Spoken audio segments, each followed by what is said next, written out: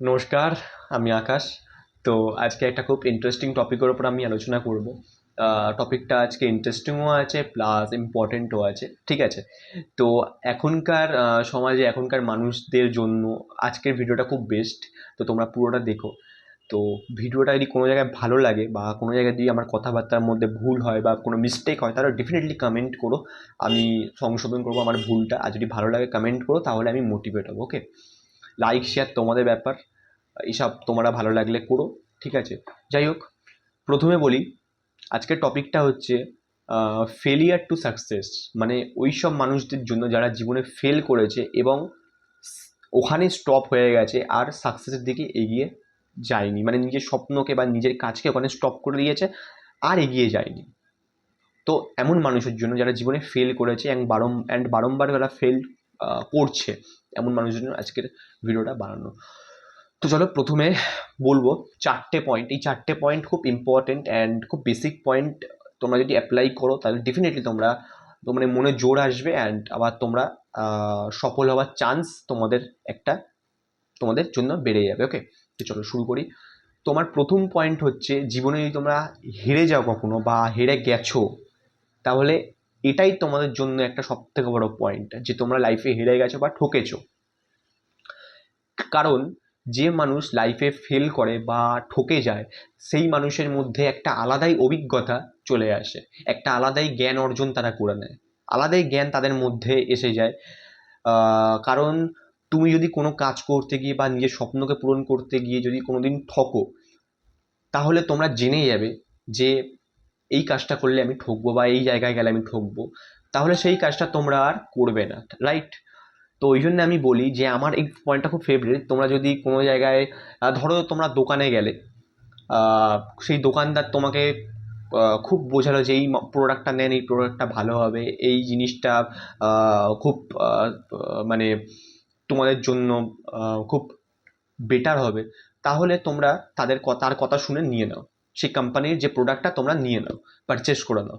তারপর তোমরা যখন ঘরে এসে সেই জিনিসটা অ্যাপ্লাই করো, সেটা যে কোনো জিনিস হতে পারে, নিজের স্কিনের জিনিস হতে পারে বা রান্নার জিনিস হতে পারে, যে কোনো জিনিস হতে পারে। তোমরা যখন অ্যাপ্লাই করো, তোমরা দেখো যে না, প্রোডাক্টটা বাজে।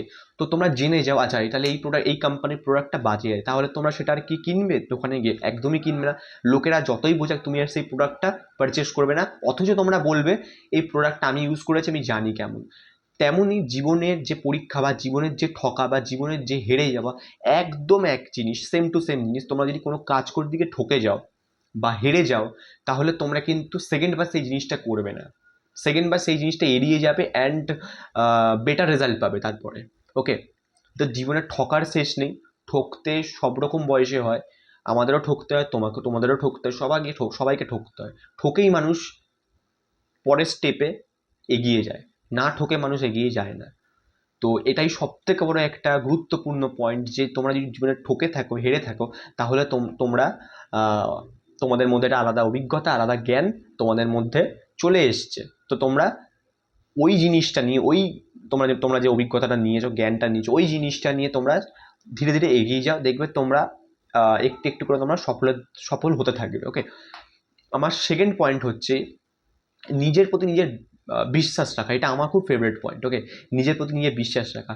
দেখো, প্রথমে বলি, যে মানুষ নিজের প্রতি নিজের বিশ্বাস না রাখে, তার প্রতি তার ঘরের লোকরাই বিশ্বাস করে না, বাড়ির লোক তো অনেক দূরের কথা। আর যে মানুষ নিজের প্রতি বিশ্বাস সবসময় রাখে, তাকে কিন্তু পুরো পৃথিবী বিশ্বাস করে। এবারে বলি, যে মানুষ নিজেকে বিশ্বাস করছে না, সে অন্যকে কিভাবে বিশ্বাস করবে, আর অন্য জিনিসটাকে কিভাবে আপন করে নেবে? এমন কোনোদিন হয় না। ওই জন্য নিজের প্রতি নিজে বিশ্বাস রাখাটা, এটা সব থেকে বড় জিনিস। ওই জন্য সবসময় বলি, আমি এরকম অনেক ভিডিওতেই বলেছি যে নিজের প্রতি নিজে বিশ্বাস রাখো।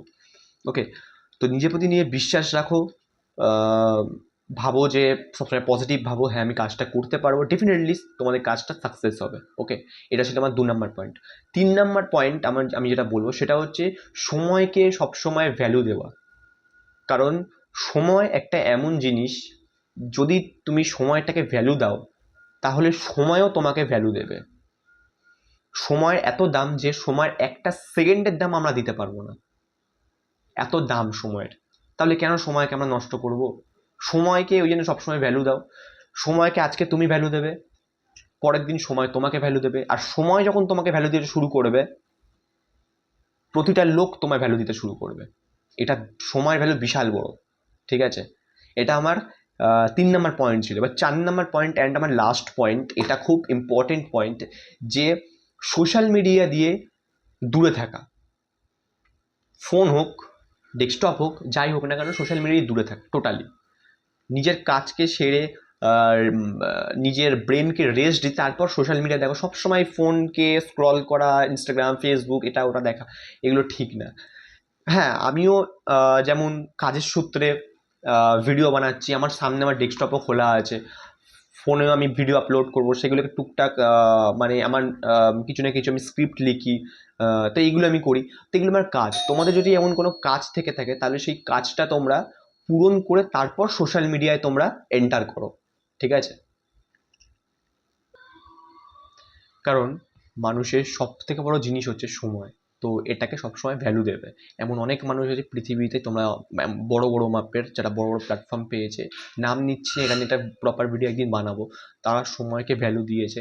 অ্যান্ড আজকে সময় তাদেরকে ভ্যালু দিচ্ছে। আর তোমরা নিজেরাই জানো যে সময় তাদেরকে ভ্যালু দিয়েছে, তো আজকে তারা কত বড় প্ল্যাটফর্ম পেয়েছে। তো নাম নিয়েও একদিন আমি ভিডিও বানাবো, বিভিন্ন কয়েকটা লোকের নাম নিয়ে, বড় বড় লোকের কয়েকটা নাম নিয়ে, ঠিক আছে? তো সময়কে সবসময় তোমরা ভ্যালু দেবে। তো এই 4টে পয়েন্ট ছিল আমার। এই 4টে পয়েন্টকে তোমরা যদি জীবনে অ্যাপ্লাই করো, ডেফিনেটলি তোমরা সাকসেস হবে।